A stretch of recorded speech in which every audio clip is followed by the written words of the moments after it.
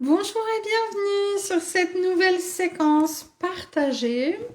Une séquence particulière puisqu'il s'agit d'un instant T, l'instant T de Cathy.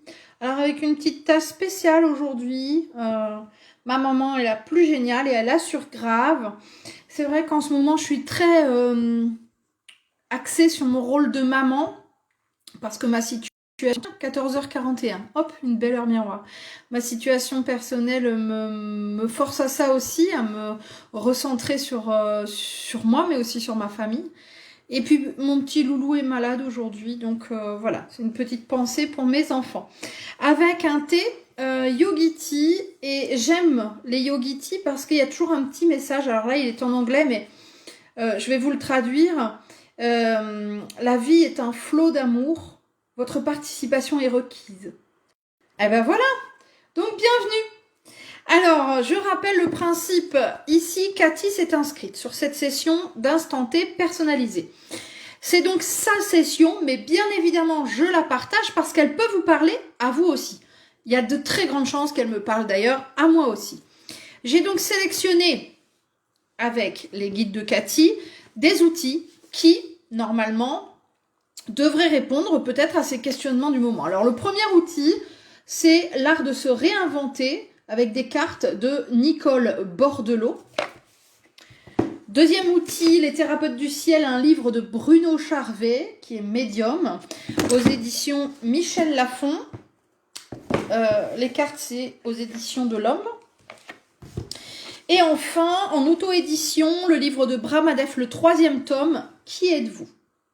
Ça, c'est un livre que j'aime beaucoup. J'ai les 3 tomes. J'ai acheté le premier, je l'ai dévoré. Je l'ai lu hyper vite et ça m'a vraiment beaucoup parlé. Donc forcément, les 2 autres tomes sont venus à moi dans la foulée. Je vais tout d'abord enlever mon Yogiti parce que c'est vrai que c'est assez fort. Et après, moi, j'ai du mal à le boire sinon. Je crois qu'il y a du gingembre en plus dans celui-là. Je vous souhaite donc à vous aussi un bon instant T, un instant spiritualité, sérénité. Et donc là, j'ouvre ma boîte si j'y arrive. Voilà. Et je vais prendre une carte. Ce sont des cartes conseils. Alors c'est sympa, ce sont des cartes de transformation personnelle. Ce qui est sympa, c'est qu'en fait, la boîte est faite de telle sorte qu'on peut positionner une carte ici. Je vais d'ailleurs retirer celle qui est présente. Elle est restée là depuis le déménagement. Celle-ci, je n'ai pas encore pris le temps d'en changer. Hop, voilà. Et puis, donc je vais tirer une carte message pour Cathy qui, je l'espère, résonnera pour nous tous.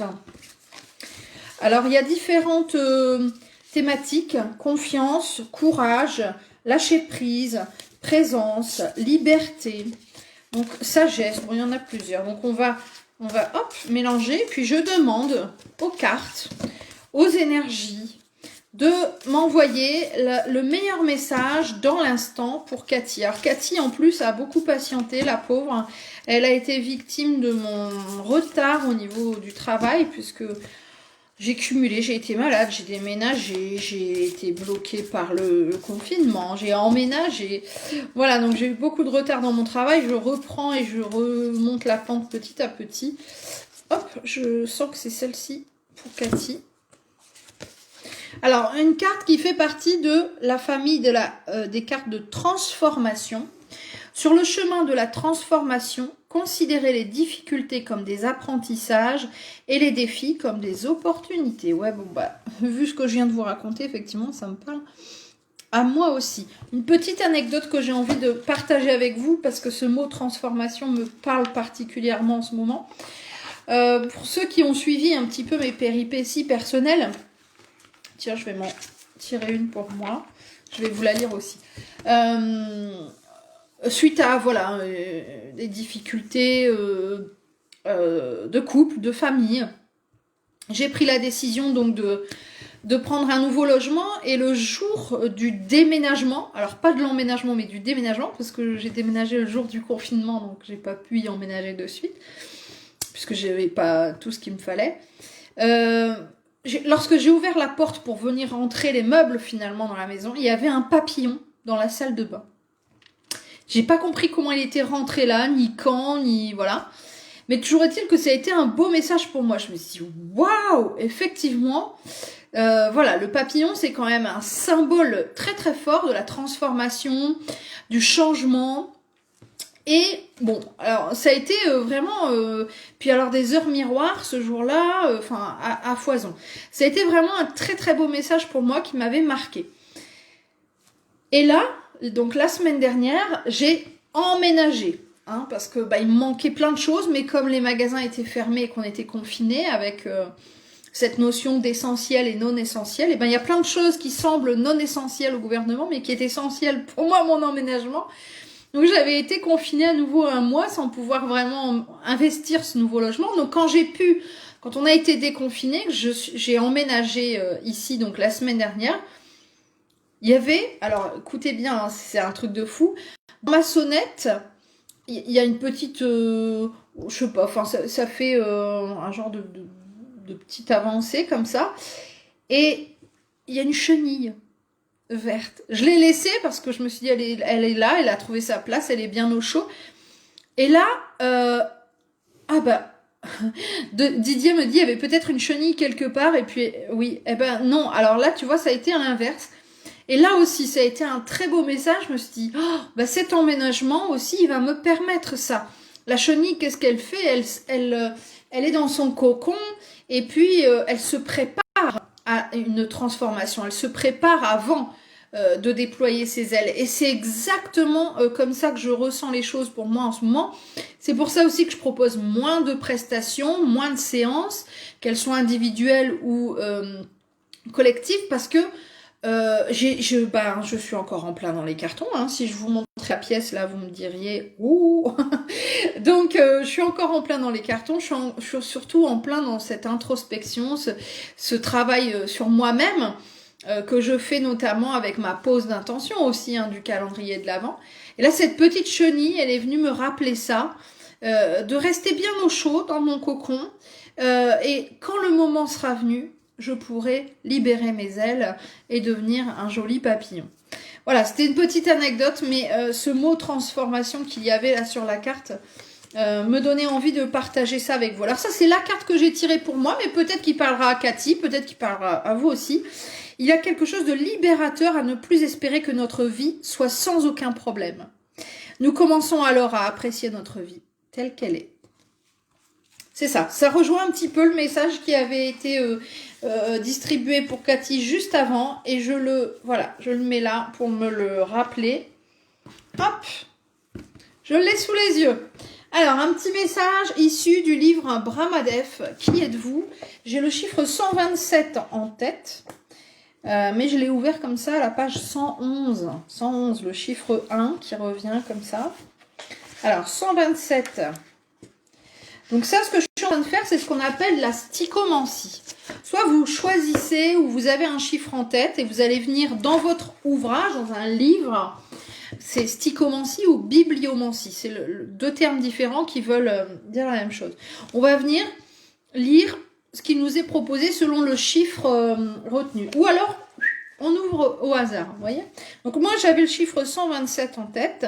Alors, on est sur quel chapitre pour Cathy ? C'est comme conversation avec Shiva. Shiva, quelle est ma mission ici ? Voilà une question qui est posée. Diffuser l'information comme d'autres qui reçoivent les messages. Faire évoluer les autres aussi. Alors bon, là c'est un petit peu plus technique. Donc, comment diminuer le mental, l'ego, les pensées des hommes afin de les aider à être plus eux-mêmes ? C'est très simple. Il suffit d'arrêter de nourrir le chien. Le chien, c'est l'ego. C'est vrai que quand on nourrit son mental, il est toujours affamé, celui-là. Hein, j'ai envie de vous dire. Lui, il n'en a jamais assez, jamais rassasié. Hein. Donc, comment on va nourrir le mental ? Alors, je vais continuer après. Hein, mais comment on nourrit notre mental ? Par les doutes, les peurs, les questionnements. Par le fait d'écouter ce que les autres nous racontent. Ah ouais, mais tu crois pas que... Oh, attends, moi, c'est bon, hein, j'ai vécu ça. Non, tu devrais pas lui dire oui. Ou... Donc, on nourrit ce mental quotidiennement, à travers la télé aussi, hein, parce que la télé va nous renvoyer des peurs, va nous renvoyer des inquiétudes, va parfois nous renvoyer à des questionnements. Alors je dis pas attention qu'il faut pas regarder la télé ou qu'il faut pas se questionner, c'est pas ce que je vous dis. Je vous dis que ça peut parfois être une nourriture pour l'esprit, mais aussi et surtout pour le mental. Donc voilà, le mental va d'ailleurs vouloir toujours prendre le dessus. Il va vouloir faire comme si c'est lui qui avait raison. Il va vouloir se nourrir plus encore et il va vous faire croire que tout ce que vous êtes en train de lire, d'apprendre, de regarder, d'écouter est la bonne chose à faire et la bonne solution. Vous allez donc vous retrouver avec un mental qui va grossir, voilà. Il va être bien portant et puis régulièrement, vous allez vous retrouver en difficulté parce que, il en voudra toujours plus. Et donc, vous aurez même de plus en plus de mal à gérer votre libre arbitre parce que vous aurez toujours besoin du regard des autres, vous aurez besoin d'informations, vous aurez besoin de réponses. Alors, pareil, moi je suis une grande curieuse de la vie, donc je vais faire tous les jours des recherches sur des sujets divers et variés, mais à un moment donné, il faut aussi se positionner soi-même. Et là, donc, voilà, bon, c'est une des façons de faire. Et puis après, justement, il pose la question, mais comment arrêter de nourrir ce mental ? Il y a plein de façons de faire, déjà se recentrer, mais aussi méditer, bien sûr. On peut aussi, par l'amour, les énergies d'amour, quand on est dans le doute, quand on est dans la peur, quand on est dans le refus de soi-même aussi parfois, parce qu'on se trouve trop gros, trop mince, pas assez de cheveux, les cheveux ci ou là, enfin bref, là je parle que du physique, mais on peut aussi parler de nos caractéristiques psychologiques. Et à un moment donné, si on s'envoie de l'amour, normalement, ça fait taire un peu tout ça.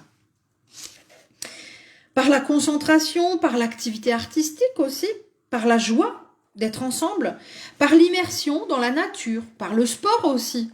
Il y a de nombreuses activités qui permettent de faire le vide.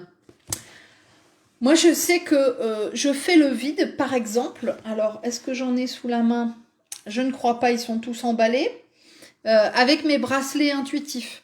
Donc j'ai créé en fait j'ai été malade il y a un mois là pratiquement, oui il y a un mois, avec une belle angine et puis à un moment donné bon je pouvais pas parler mais j'étais quand même, j'allais quand même un peu mieux mais c'est vrai que j'avais la gorge encore fragile donc je pouvais pas faire mes séances etc.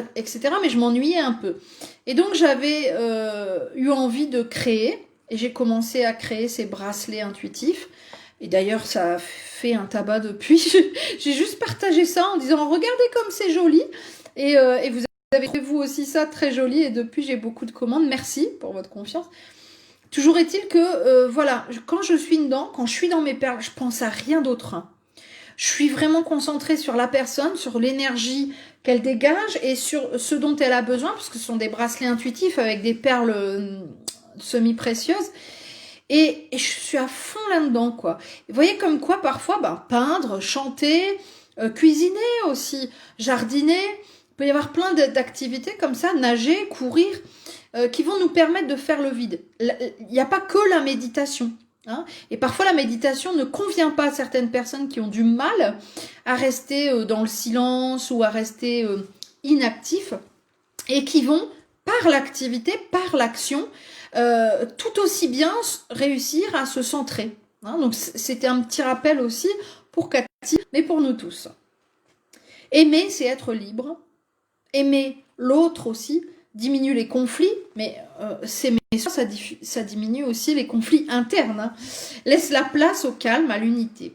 L'unité, c'est ce que tout homme recherche. De même que la liberté, c'est se fondre dans l'amour. Aimer, c'est choisir la liberté. Bah oui, parce que s'aimer, c'est se choisir et donc être libre avec soi-même. Bon, un beau message ici. Hein, donc, pour résumer, hein, Cathy, là, on vous dit attention au mental. Et quelques astuces, quelques rappels pour pouvoir justement essayer de se recentrer. Parce que si j'écoute la carte de Nicole Bordelot, et même les deux cartes que j'ai tirées, là, celle pour Cathy et la mienne, On est dans attention, ne voyez pas les choses uniquement de manière négative. Toute expérience est bonne à prendre. Et on vous invite vraiment à accepter, à aimer aussi ce que l'on a et ce que l'on est. Donc ça rejoint vraiment les propos de Brahmadev ici qui initialement s'appelle Sébastien Sauchard. Je vous invite à le suivre sur sa page Facebook. Ben là, je vais rester sur cette page-là. Je suis arrivée à la page 129 du livre Les thérapeutes du ciel de Bruno Charvet. Alors, on est sur une partie, un chapitre qui commence quelques pages plus tôt et qui s'appelle « Nous sommes tous connectés ». Et ça, j'en suis bien d'accord. Toutes les personnes qui, comme moi, parviennent à rentrer en relation avec les âmes depuis notre monde, savent traverser le tissu et percevoir, capter les vibrations de l'autre côté. Ce n'est qu'avec leur âme propre que de telles personnes se connectent. Et en cela, elles font le même mouvement que les âmes déjà passées. Oui, lorsqu'une âme m'envoie un message, je me connecte à sa dimension et elle vibre dans la mienne. Je le dis souvent ça, on se retrouve dans un sas. Hein. Moi je monte, elle descend et donc on va vibrer ensemble en fait. Hein. Moi j'appelle ça le sas médiumnique. Mais tout cela n'a rien à voir avec notre temps et notre espace. Alors on me dira avec raison, mais pourtant Bruno, ceux qui ont vécu une expérience de mort imminente, une EMI, affirment avoir été approchés par des silhouettes familières. Et sur ce point, tous les témoignages concordent. Un tel phénomène prouverait que nous gardons notre forme humaine dans l'autre monde. Mais là-dessus, la réponse me semble simple. Lorsque nous nous trouvons au seuil de la mort, lorsque la mort est imminente, nous ne sommes pas encore passés de l'autre côté. Nous n'avons pas encore complètement abandonné notre corps pour rejoindre l'état de conscience pure et de lumière qu'est celui des âmes. Aussi, les âmes qui s'adressent alors à nous ont encore une forme compréhensible pour notre esprit vivant. Bon, je finis le paragraphe. Cette vision de silhouette bienveillante et de lumière est due à un état transitoire. Et prendre une forme humainement compréhensible est la seule manière que les âmes ont pour communiquer avec nous. Je ne prétends pas donner la réponse, c'est une vision des choses. C'est comme cela que les choses se présentent à moi, mais je suis persuadée qu'elles sont ainsi. C'est très intéressant ce qu'il explique là, parce qu'effectivement, moi je le dis assez souvent, mais peut-être pas aussi bien que lui, je dis souvent, je perçois les défunts de manière différente, c'est-à-dire une fois je peux voir que le visage, une fois je les vois pas du tout, une fois je vois vraiment des détails, parce qu'en réalité on communique d'âme à âme. Mais parfois elles vont avoir besoin, ces âmes, de donner des détails concrets, palpables, parfois même physiques, pour nous permettre de les reconnaître, pour permettre à leurs proches aussi d'avoir des détails qui vont les rassurer. Donc, peut-être qu'il en parle, j'ai pas encore lu cet ouvrage, on me l'a offert, mais je ne l'ai pas encore lu. Peut-être qu'il en parle à un autre moment, mais bon, voilà, là c'est ainsi qu'il détaille la connexion avec les âmes. Alors, Cathy, vous allez me dire, en quoi ça me parle? Mais je suis convaincue que peut-être déjà ça parle à Cathy. Peut-être que Cathy avait besoin d'une réponse comme ça autour de la médiumnité. Peut-être qu'elle avait besoin d'un signe d'un de ses proches défunts. Je ne sais pas. Enfin, toujours est-il que c'est ce livre-là qui m'est tombé dans les mains pour Cathy aujourd'hui. Je suis ravie d'avoir partagé en tout cas avec vous cet instant T. Comme je vous l'ai expliqué, là on est début décembre, je reprends un petit peu mes consultations, mes séances durant un tout petit 15 jours, puisque après je vais me poser un petit peu une semaine pour Noël, pour finir de déballer mes cartons, pour vraiment investir pleinement ma nouvelle demeure, et me rasséréner, reprendre des forces pour cette nouvelle année. Donc si vous voulez des séances, c'est toujours comme d'habitude au compte-gouttes sur mon site internet. Il suffit de vous inscrire, melaniemedium.wix.com, quelque chose comme ça. Vous allez me trouver très facilement en tapant ça sur Google. Je reste bien sûr connectée, même si d'un peu plus loin. Et je vous invite à suivre mon calendrier de l'Avent avec toutes les intentions que je pose pour moi-même, hein, pour l'année 2021. Et je vous invite vous aussi à vous connecter à vos propres intentions, à vos propres valeurs, à vos envies, pour les mettre en action pour l'année à venir. C'est vraiment le moment. Je vous souhaite une belle fin de journée. À très vite!